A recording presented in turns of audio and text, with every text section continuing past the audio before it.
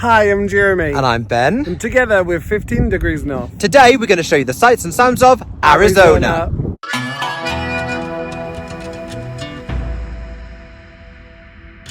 Arizona is a state in southwestern USA that's famous as the home of the Grand Canyon.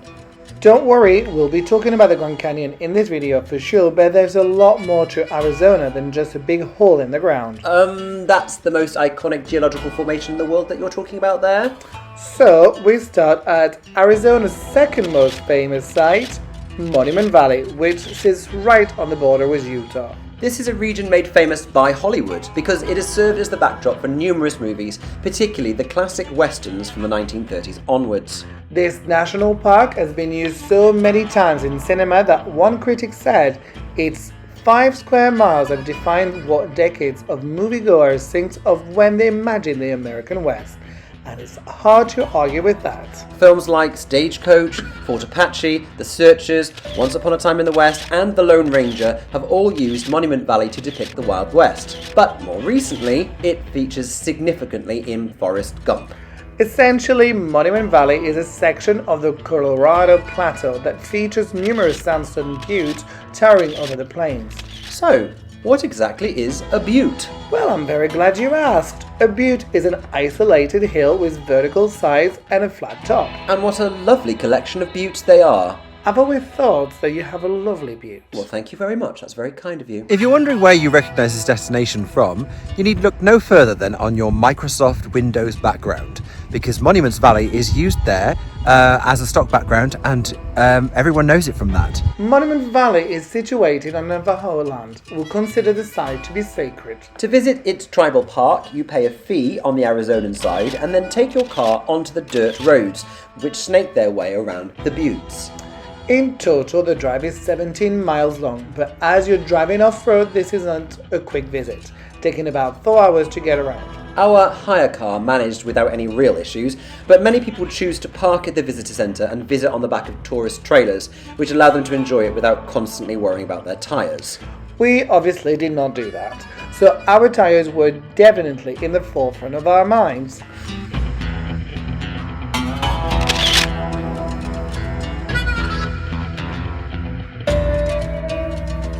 So the process of visiting the park has been relatively painless, hasn't it? Yeah, quite easy. So, what is it? $8 per person. Mm-hmm. Self-drive. Got a nice route around the park. Mm-hmm. Nice and easy. It is. We drove a hire car, so it wasn't that difficult. I mean, 99% of it was absolutely fine. The drive back up was a bit difficult. Yeah, driving back up to the visitor centre again. On the sand, yeah. But otherwise it was absolutely fine, and you get to see these amazing views all the way around, with stopping points to take photos. Hiking around the park isn't really an option, as many of the sites require an authorised tour from a Navajo guide, but there is one circular hike that you can do from the visitor centre that's 5 kilometres in length, and takes you on a loop around a butte. What a big butte it is. Well, who doesn't love a big butte? We were very pleased that very few people actually wanted to get out of their cars and walk, so we basically had the whole trail to ourselves. And so we wandered the Colorado Plateau together, accompanied only by whatever wildlife was eagerly staring at us, eyeing us up for dinner. There were signs warning us about prairie dogs. Okay, not so scary. Scorpions. And poisonous snakes. I hate snakes. Not seen any just yet, but here's hoping we don't. The traditional houses of the Navajo people are called hogans. We stayed in this beautiful hogan, which is just outside the tribal park and has magnificent views of Monument Valley. Hogans are cone-shaped buildings made of wood but covered in packed earth. And we can attest that our hogan was very comfortable, very warm, and an amazing place to relax after a hard day exploring. It wasn't a hard day, it was a pleasure. Absolutely.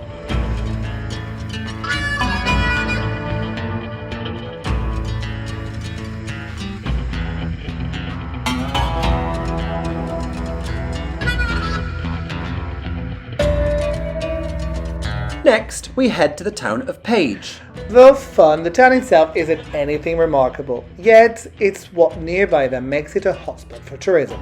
Firstly, there's the Horseshoe Bend, which has a very impressive section of the Colorado River, which some people refer to as the east rim of the Grand Canyon. You view it from the cliff above, which is about a mile's walk from its car park.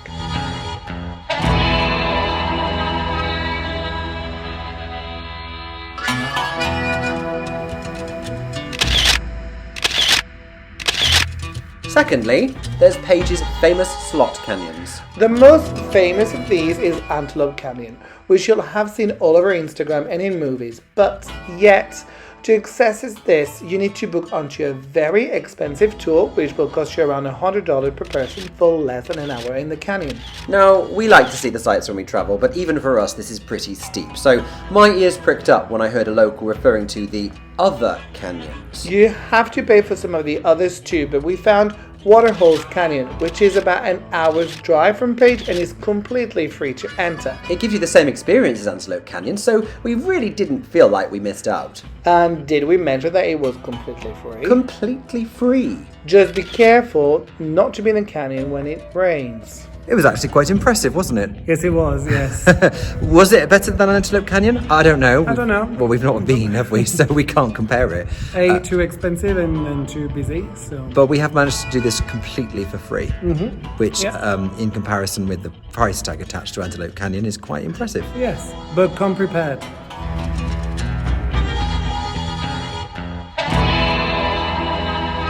Thirdly, there's Lake Powell, which is a dammed section of the Colorado River that has flooded Glen Canyon to become the second largest reservoir in the US. Today, this is an extremely popular spot for boating and water sports.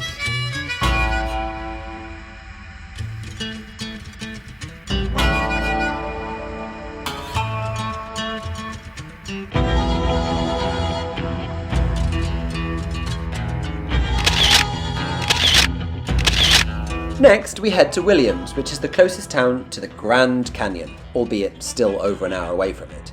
Situated on the historic Route 66, this is a quaint little town that has maintained many of its old features from the time when this was the main migration route westwards during the 1930s Dust Bowl. Immortalized in popular culture by songs, TV shows, and the novels of John Steinbeck, it was removed from the US highway system in 1985 when it was replaced by the newly built interstate highway nearby. And so we drive north, arriving at the Grand Canyon itself. Carved by the Colorado River, the canyon is 277 miles long, up to 18 miles wide, and over a mile deep. In fact, standing on its rim, you can barely see that it's a canyon at all, especially because you can barely ever see the river itself. We spent 2 days exploring the canyon, but really you could spend an entire week here and still have plenty to see. The first day was our easy day, heading about an hour into the canyon on one of its simplest trails below the rim. That makes it sound like a walk in the park, but going down means that you have to come up again. And the surface is loose sand and gravel, making it pretty challenging on the descent. Then we went back to the top and walked along the rim itself, which is a much more family-friendly walk. But whatever walk you do, you'll always be rewarded with amazing views because, well, just look at it.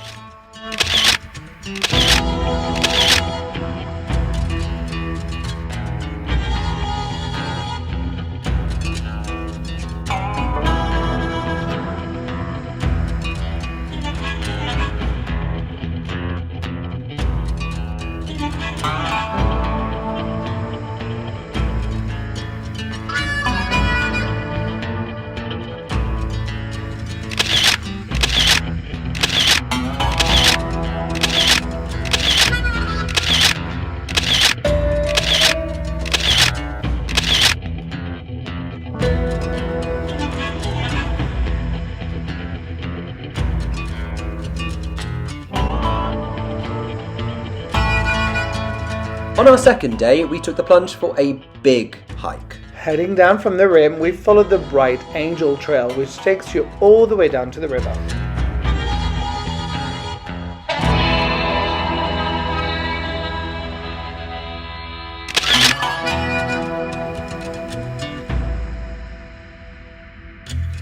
Descending over 1,000 meters, it took us over 3 hours to get to the plateau, which spans out toward the river itself. Except except the final part of the pass was closed on the day we visited, so instead we just got to wander the plateau and gaze back up the cliffs we've just descended, knowing that we're going to have to climb a kilometer into the sky. Well, needless to say, we live to tell the tale, but that was probably the most intense cardio workout I've ever done in my entire life.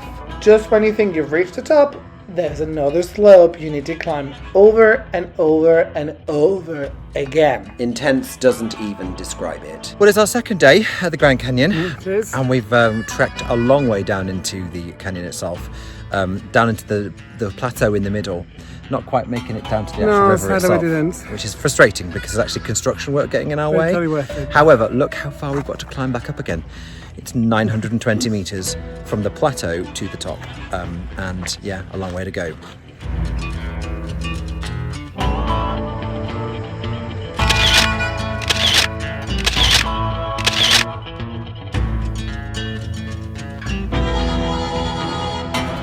Heading south, our next stop is a ghost town at Jerome.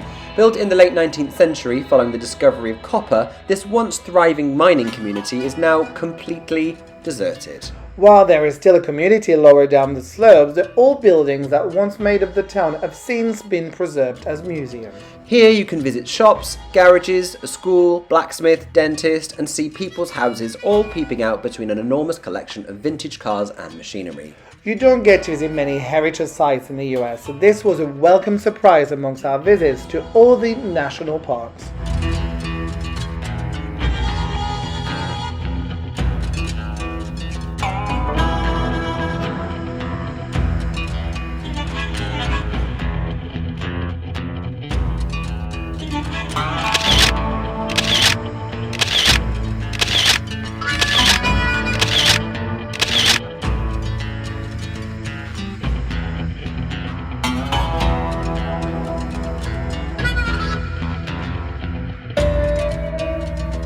Our final stop in Arizona is Sedona. This region is characterized by a staring sandstone butte which loom tall above the floor of the Virgin Valley. This is an excellent hiking region, and we did exactly that, walking through the stunning red countryside. Let's just say that white trainers don't stay white for long in Arizona.